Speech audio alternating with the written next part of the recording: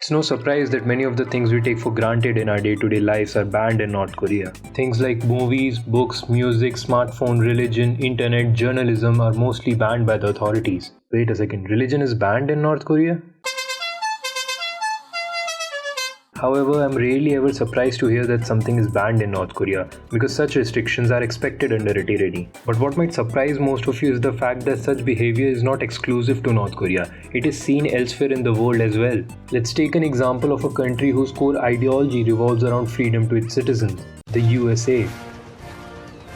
During the Cold War, the US government wanted its citizens to have a sense of national pride in them, and to do that, the government made some quirky decisions. While some of these decisions were justified, some simply made no sense. Like how any aspects of media that hinted towards a communist ideology were simply banned. If you showed a worker in a more sympathetical view, you were banned. If your character is bothered by the bureaucracy, you were banned. If you were an actor with a European accent, you were banned. They also tried to simplify comic books by removing any convoluted plot stories. A comic book should never end with the bad guy winning. The hero of the comic book should never question the authorities. And the villains in the comic book should be evil just because they are evil. The writing staff of the Batman comics of course had to find creative ways to adapt the Joker's character. So they made this.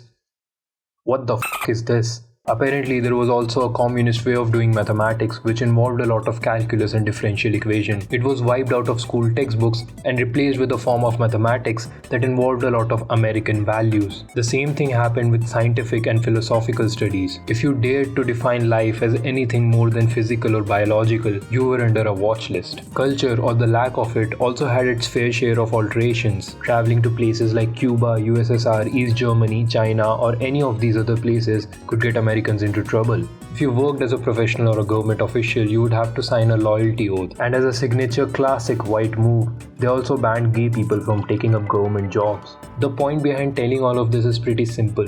If America, which is considered by many to be the progressive, the sensible country, if it could take these actions to push a narrative, what is stopping your government from doing the same?